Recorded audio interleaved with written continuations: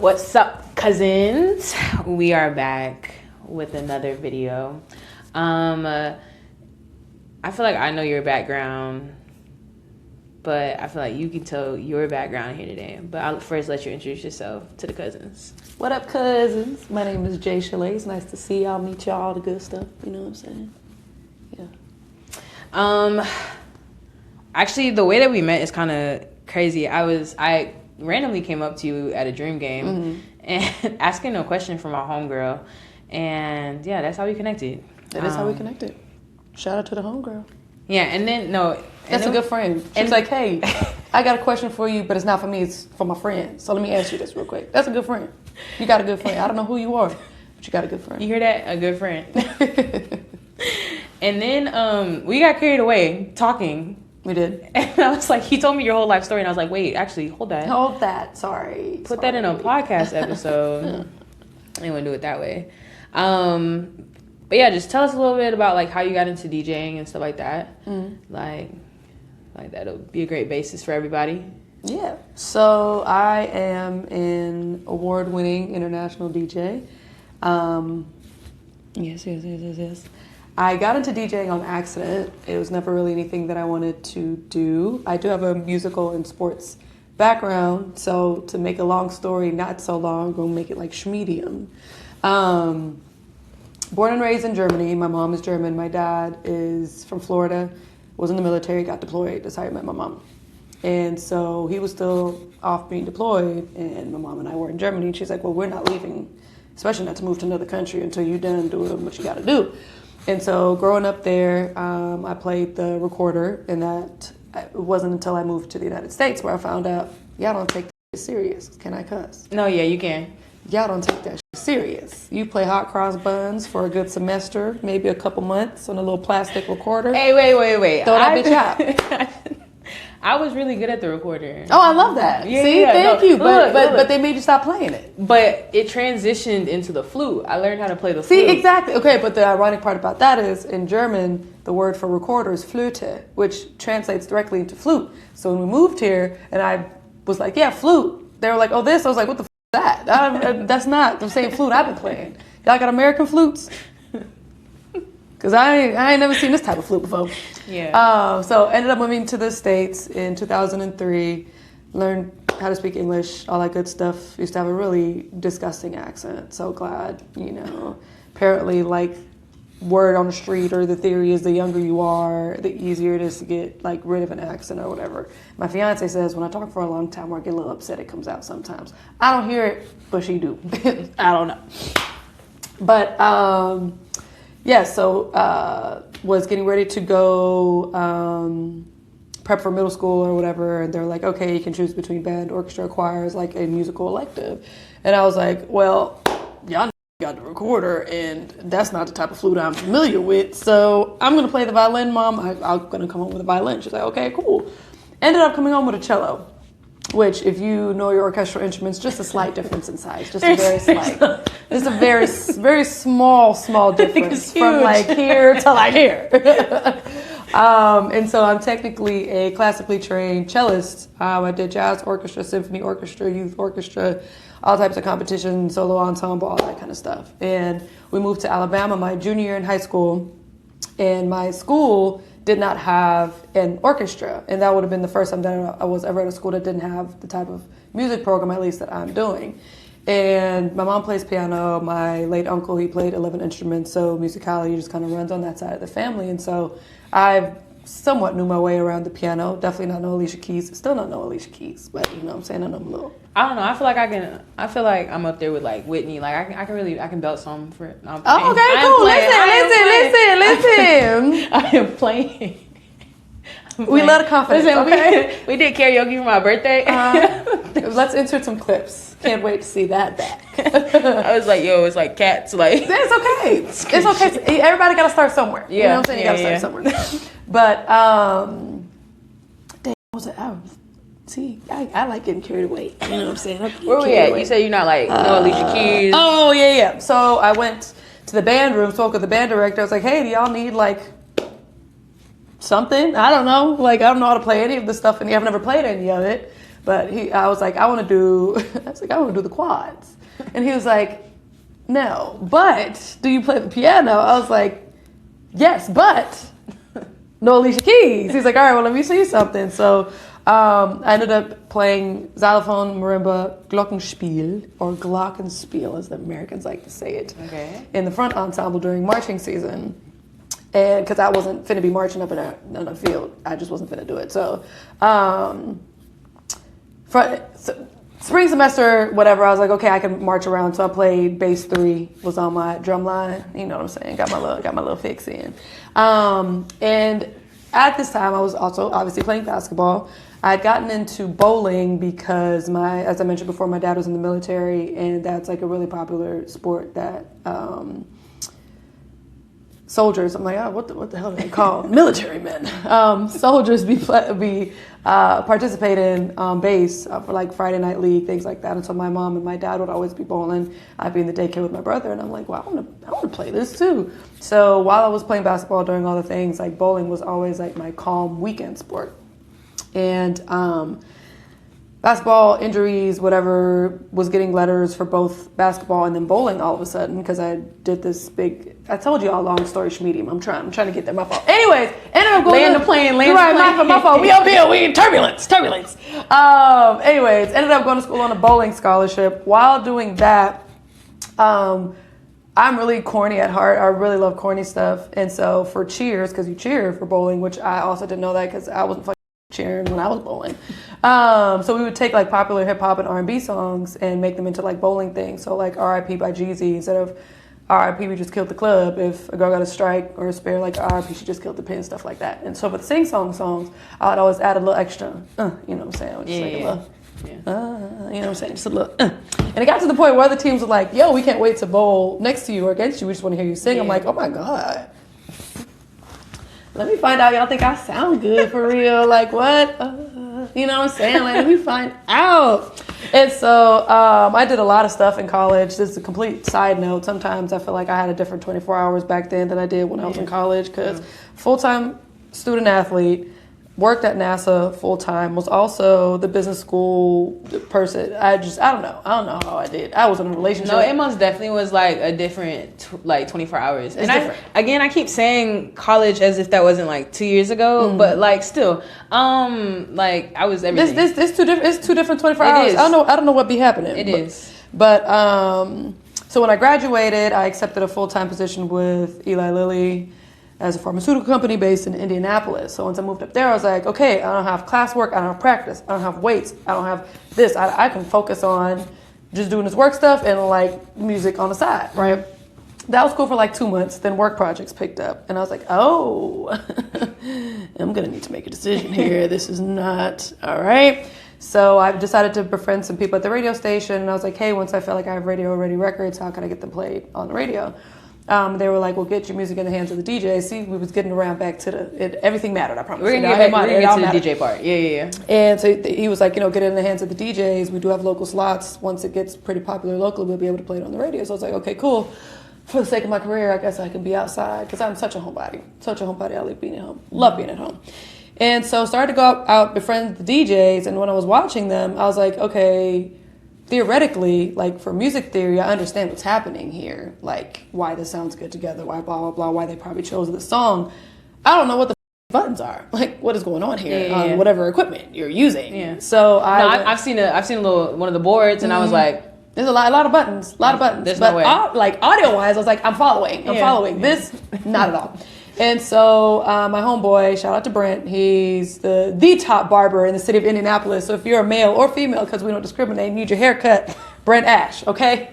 Anyways, but he's born and raised in Indianapolis, knew everybody. And so I was like, hey, I think I want to start DJing. And he's like, all right, cool. Let me introduce you to my homie, Rob. Rob, you know what I'm saying? So if you're ever in Indianapolis, need to go to the hottest parties, hit up Rob. Anyways, and I was like, hey, brand new to this, not sure if you even need a DJ, let alone a lady DJ, because this was back in 2016 where you didn't really see a lot of lady DJs already as is. But like I was like, hey, I'm here. And he was like, well, we have an industry night on Sundays. I'll give you the first hour. We'll go from there. I'm sure it was a very interesting hour, but apparently it wasn't that bad because then I was booked in the clubs after that every weekend. within the first couple months, I DJ'd for the Colts. They wanted me to do their pregame, and within like that first year and a half, I felt like I moved really, really quickly through. Indianapolis is considered a B market when it comes to like the music industry. So like Miami, Atlanta, LA, those are like A markets, B market, you know. And so I was like, okay, now I feel like I need to move to like a different city and whatever. I know I'm getting ahead of the story here. Anyways, that's how I started DJing. But then that's how I ended up in Atlanta. I've been in Atlanta since 2018. Yeah. So, okay, you've been in Atlanta. When we had first talked, in terms of how did you get into sports, like DJing at sports events? Yeah. So Indianapolis was my first experience, and then getting into sports. So my homeboy, shout out Dev, that Devastator on all socials. Because listen, I'm gonna plug my peoples, okay? Period. He's Nick Cannon's DJ, and I went to middle school with his sister, and I forgot how we randomly got like in contact again. I don't really fully remember, but Wild 'N Out used to shoot in New York, and he randomly hit me up one day. He's like, "Are you in New York?" And I was like, no. But why? What's up? Why would I do I need to be? And he was like, "Oh, we're taping. If you wanted to come to the tape," and I was like, "Okay, be in New York. I'm gonna pull up. Give me 1 second. Right, let me look up my plan. And I'll meet you there. Right. So with the little couple of dollars that I had, I was like, all right, I got me a flight out to New York State in a very interesting Airbnb. We won't get into that story, but I just felt like it was like a cool networking opportunity. Went out there. So he DJs in the green room, and then he DJs before DJ D-Rec gets on for when they start taping. And so we were in the green room, and I was like, "Can I hop on?" He was like, "Sure." So started DJing. People were enjoying it, whatever, blah, blah, blah. So keep that in mind. So boom, that season ends. The next season they start shooting in Atlanta. And he was like, "I mean, if you want to pull up, you can pull up." I said, "Yes, I'm going to pull up." I was like, "I mean, if you..." Now you're in my city. Right. I was like, "So if it's cool if I DJ," like, "Yeah, you know, like go ahead." So shout out to the alley-oop, for real. And so when I got there, some of the cast members had already recognized me from New York. So, you know, so they was already vibing, whatever. I did this all R&B set. When I was done, a representative for live events from the Falcons approached me, and she was like, "Yo, would you like to DJ the Falcons Saints game on Thanksgiving?" And I was like, "Yes." "What do you mean? That's the biggest game of the year. What are you talking about?" "Absolutely." Nah. Actually, you know what? I'm good. Find somebody else. Right, find somebody else. Nah, I'm good. Then no, nigga, hell yeah. And so that was really what then really catapulted me into sports, because I was DJing in arena for the Falcons. After that game, they were like, "Yeah, we need to bring you back next season to like actually DJ more." They had a DJ, but they were like, "We want to like have like a rotation." You did, you know, really great. And so then I still DJ for them now. So I DJed 3 seasons in arena for them, and now the past 5 seasons I've DJed their Dirty Bird Nest, which is the pregame like party event thing that they have for their season ticket holders, and or the Dirty Bird's Nest. And from there, this guy named Connor. So Kelsey, green room, and this is great because I typically have really bad memories. That's how y'all know y'all made an impact. Kelsey, green room, Wild 'N Out. Connor worked for the Falcons. Then this program called Overtime Elite started in Atlanta. Yeah. He went over there. He hit me like, "Yo, we're looking for hosts. We think you would we think you have a really great personality. Would you be down to audition?" I was like, "Yeah, for sure." Yeah. Went out there for that. Was hired in that first year as one of the hosts that we were having. After that, they were like halfway through the season, they had decided on this like takeover weekend, which is like a mini all-star weekend. And they were like, "Hey, can you DJ the takeover?" And I was like, "Yeah, sure. You know, I'll DJ it, whatever." DJ'd that. They were having some technical difficulties. I ended up having to have like a whole 30, 40 minutes of just playing music. So I'm sitting there turning everybody up. Apparently, niggas that. So after that was over with, Overtime Elite had hired this production company called 3 Point Productions. They also work with the Atlanta Dream. So after that season was over, they were like, "Yo, you did such a good job. How would you like coming over to the Atlanta Dream?" I was like, yeah. Because being in the league was something. This is also what I learned. Let's take a moment. Okay, opportunities just coming. Like they just coming through.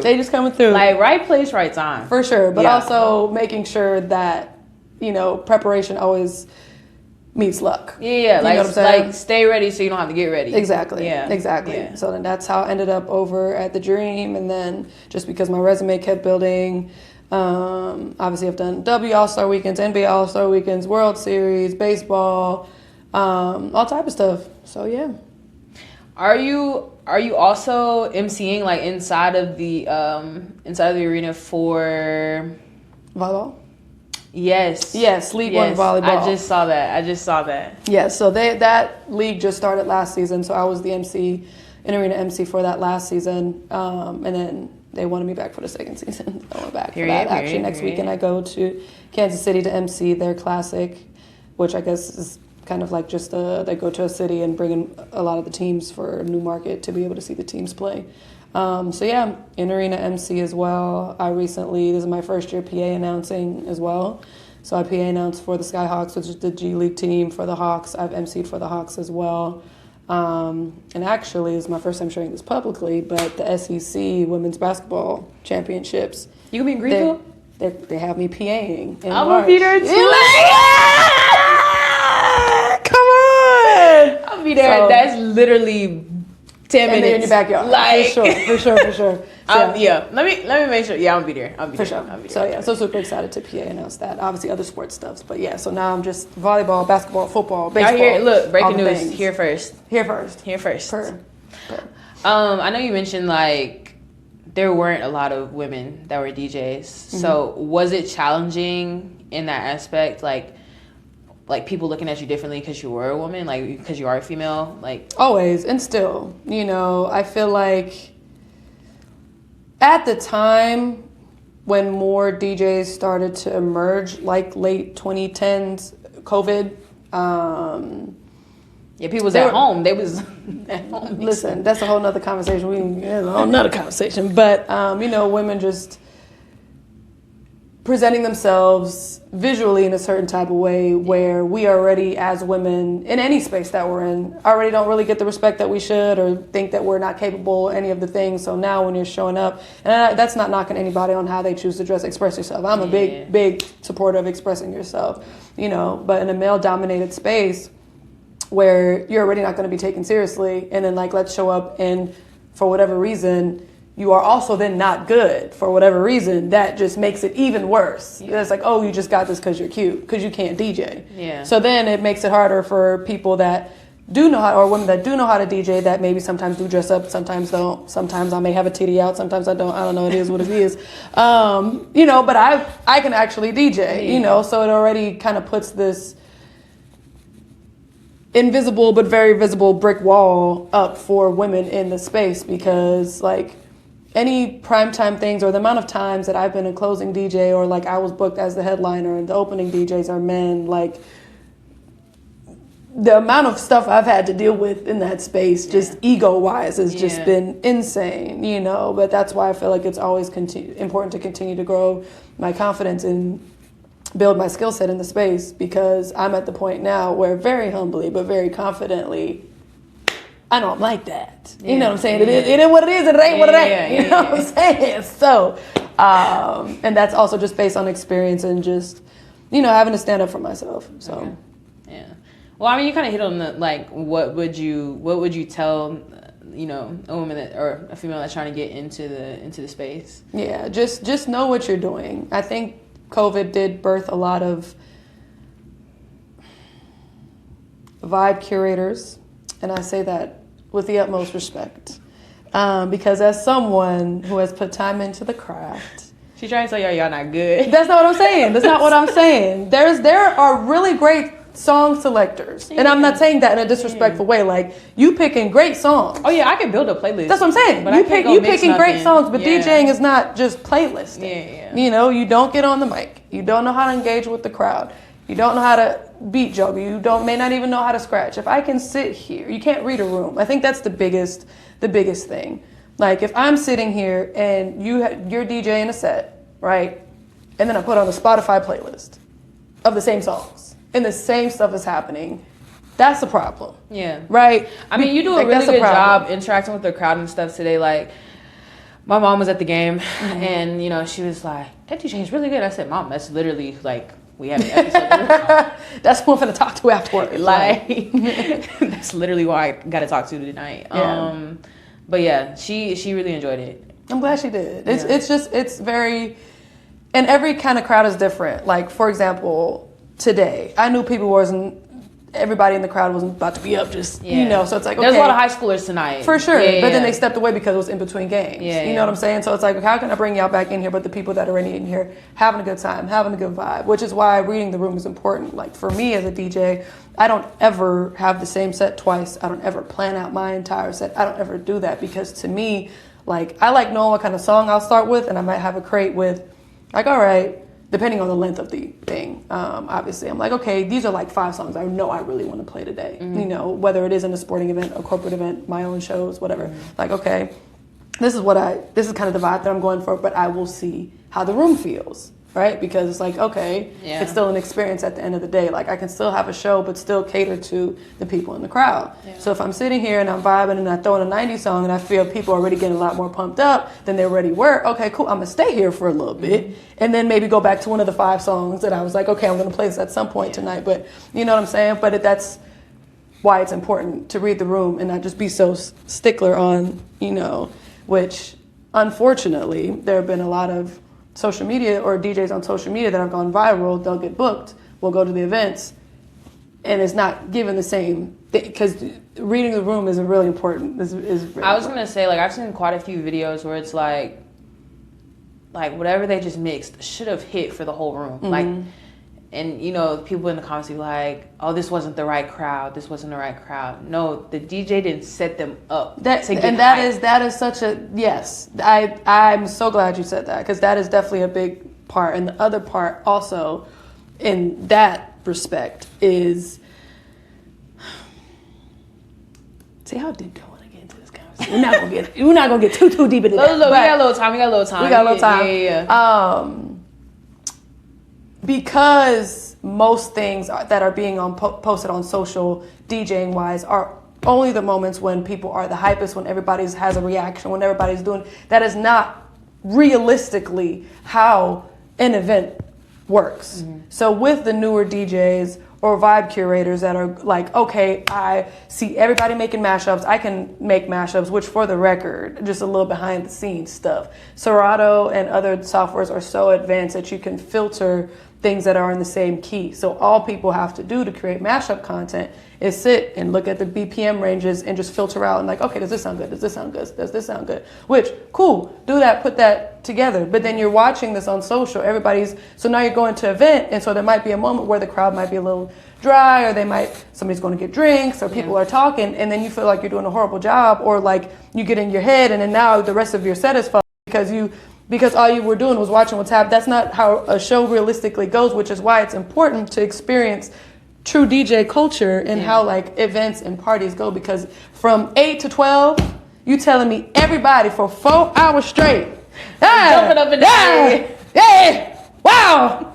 Yeah, no, that's not realistic, which is why you have to be able to read the room, you know? Yeah. So, listen, I can get on a little DJ horse forever, you know what I'm saying? But, yeah. So now, like, obviously you have the DJ side of it, and you become really active, like, on social and stuff like that. So, like, has that become important for you, like, trying to mix in, you know, what you do at events, as well as being able to, you know, show the rest of the world? Like, so, you know, not everybody could be in the room with you while you're DJing, but like just to be able to show them that.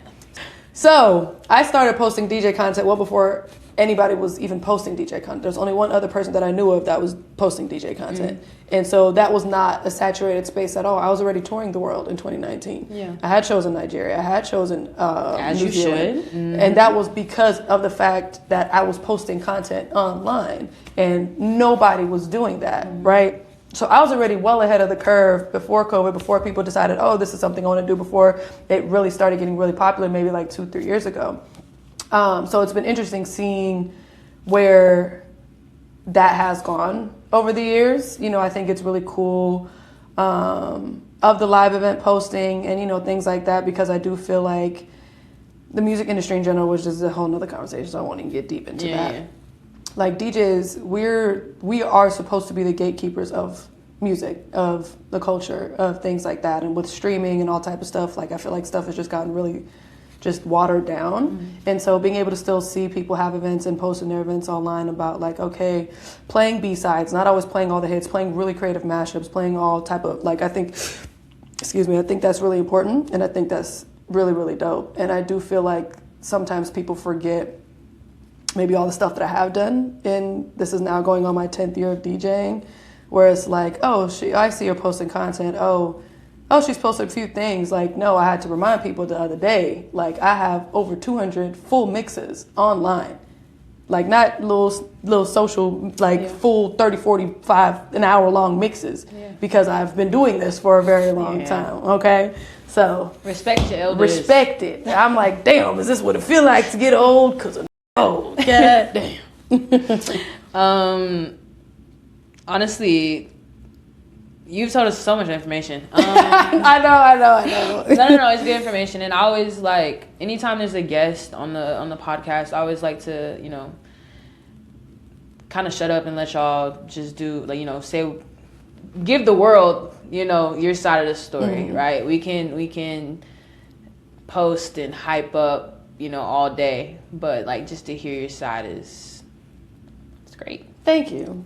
I really care about the space, and going back into like the sports DJing stuff, like, I think people underestimate the importance of game day presentation, which game day presentation is all the contests, the DJ, the music coordinator, the host, like all the things that goes into when you show up to a game as a fan, everything from start to finish, from the video blocks to, you know. And I feel like people really underestimate that, but I feel like in the last couple of years, like, because of social media, I feel like the importance of having a, like, game day presentation has always been important, but I feel like even more so now, which is why I feel like Athletes Unlimited brought me in for this week, you know, because working with them, they had reached out and were like, hey, like, her name is Erin. She was like, I've been wanting to work with you for like a couple of years. So glad. Hey, we really want to kick off the season on a great note. This is something that I've been thinking of doing. I think you'll be the perfect person to execute that. How do you feel about it? Blah, blah, blah. You know, which in my opinion is like, okay, we're continuing to look at how to elevate the game day experience, you know, which for me is super important because people come, of course, to watch whatever players of whatever sport it is that they're watching. But also, like, you don't want to be bored. Yeah. You know what I'm saying? Like, the vibes during a timeout right. Like, it's still a full thing. And then on top of that, from a DJ standpoint, if the game is closed, it's 10 seconds left, tie game, the other team just called a timeout. Having, once again, reading the room, you're not going to play no R&B song. You're going to try to look for the hypest song in your thing because it's going to get the crowd up. It's going to get whatever. And the crowd, what? The crowd impacts the players. Okay, they believe in us. Okay, you know what I'm saying? So, like, all of that impacts even how the players play. If I'm having pregame set and I'm not playing nothing, the players want, how are they going to get ready for the game? You know what I'm saying? So, like, from a musical standpoint, to me, music is the most powerful thing in this world, right after love, just because it's such a universal language. And so music just impacts everything. Like, you know what you want to listen to when you're sad. You know what you want to listen to when you want to get turned up. You know what you want to listen to when you love. Why we listen to sad music when we're sad? I don't know. I don't know, because it definitely elevates the feeling. And I wasn't crying, now I gotta cry. Damn it, Usher. Fuck. You know. Or whatever you youngins are listening to nowadays. Do you cry? You cry to Rod Wave? I don't know. Honestly, no. Listen. I never really got into like Rod Wave and stuff like that. Okay, I'm surprised. Like, a few songs here and there, but like, no, like, I have a lot of friends who are like, I can't lie, and this is controversial. Listen. This is really controversial, but okay, I'm a big Drake fan. Okay. Yeah. I am a big Drake fan. I feel like it doesn't matter what era I'm gonna find, you know. Like, I have a whole playlist of I mean, I used to be a Drake fan, for sure. Like, but even certain Drake songs that I would listen to, like, or the whole Take Care album, or, you know, like, bangers. Yeah. But, you know, certified lover boy, certified pedophile. I can't support that. You know, it's what it is. But to each his own. I ain't judging. I ain't judging, but I feel it because there's, to your point. But like, the thing with that specifically, it's like I listen to Kendrick also. Like I listen to both of them. But you know, for me, it's like I'm Team Megan. I'm Team Megan. So you know what I'm saying? I what am. happens? Wait, listen. But here's the thing. Because Team Megan, the Tory. Okay, now Drake is okay. Now I can't. And then you pedophile. I can't.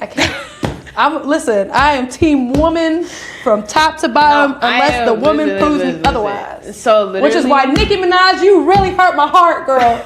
Whole other conversation. Okay, I've never really been a fan of Nicki because you're too young. You don't understand. No, it's not even too young. I mean, sure, you can probably put that on me, but like, but like even growing up, like I know like songs that were played on the radio, but like other than that, like I was never one to. Now, what I was listening to too early I was too young for this was Cardi B. I'm a big Cardi B fan. Oh my gosh, this made me feel so old. Like, too young. Okay, fair, but fair. No. Great. Listen, fair. She was on Love and Hip Hop when I was in high school. I was like 2016, 2017 that we would leave or we would go hang out with our basketball coach during lunch and go. There's no reason why we was in this classroom watching Love and Hip Hop, but funny. We were, and so I became a Cardi B fan then. So like when like Bodak Yellow and Cat came out, and then Invasion of Privacy, like I was. That's a great album. But again, I was 16. I probably Yeah, I feel it. That's like your equivalent to an extent because I still think they're obviously two totally different, but love them both. Like me listening to Trina. Yeah. At my age, damn, I feel old. No, but I am. I'm big on female rap and R&B. Like Nicki Minaj is the best female rapper to ever exist. Anyway, and that is with big respect to Lauryn Hill. But when it comes to metaphors, creative, who is it for you? I don't even. This is not a conversation that needs to be had. Okay. I'm not a Nicki fan. I never was. So who's the best female rapper to you? Nah, y'all not finna cancel me on my own show. No, listen, we ain't gotta post this. I'm just curious. Y'all not finna cancel me on my own show. Who you got? You know, I recant my statement. Because I don't even listen to a lot of female rap. Like, if we went off of who I listen to, it literally is like Cardi, Megan, and Glow. Okay, so then it's definitely a generational thing. Yeah, because then. You really had no reason to... I can't lie. Like I'm a Eve fan too. Like yeah, like if I had to go pick somebody who was like not my generation, it would be Eve type situation. Respect. Yeah. That's a very great. Eve is a phenomenal rapper. Yeah. I almost got canceled, y'all. No, she did. I was just curious what the children are listening to. Okay, I was just curious. But yeah, that's where I'm at. Okay, fair. Music is good for your soul. It is. Yeah. It is. That's why it's so powerful. We could go to China right now. They don't speak English, but guess what? They're gonna know Cardi B word for word. Yeah. They don't know what they say. Yeah. No, have you seen that? I think it was Bad Bunny, the car karaoke, and it was like he might not speak English very well, but he knows Ariana Grande. I mean, it is what it is. But that's so powerful because music is so powerful. Yeah. Like it moves people, and I produce music as well. So even going into like music theory and a whole bunch, like music is very powerful in the best ways. And yeah. All right, let's do a rapid fire. Okay. No, I'm just kidding. No. If you could, or name your top 3 like hype songs. Oh, that depends on. Let's do like right now, as of right now, like if you had to go, if someone was like, hey, go put 3 songs together. That really depends on the day. And it depends on hype for what, because R&B music can get me hype. Okay, same. Let's say we're at a basketball game and you need to get the crowd hype and you got enough time to play 3 songs. What songs are you putting together? Well, the easy answer here is What You Know About Me, Glorilla and Sexy Red, just because it's very popular. Yeah. Which is 84 BPM, which DJs know your BPM range because we could literally do a bam, bam, bam. So we do that, all right? That's already a Southern sound. Then you go up into I Bet You Won't. by Level and Mouse, just because it's going to get people dancing. And then just because we're going to keep it there, because it's probably going to be an age group of people. And then that ties back into the first song, because storytelling is important in your music. We're going to go Wipe Me Down. Period. Period. Period. This is back to back to back. Period. That was really good, actually. Thank you. 84 BPM, 83 BPM, 83 BPM. Period. But no, absolutely thank you for coming on the show. If y'all didn't know, this is y'all's favorite DJ.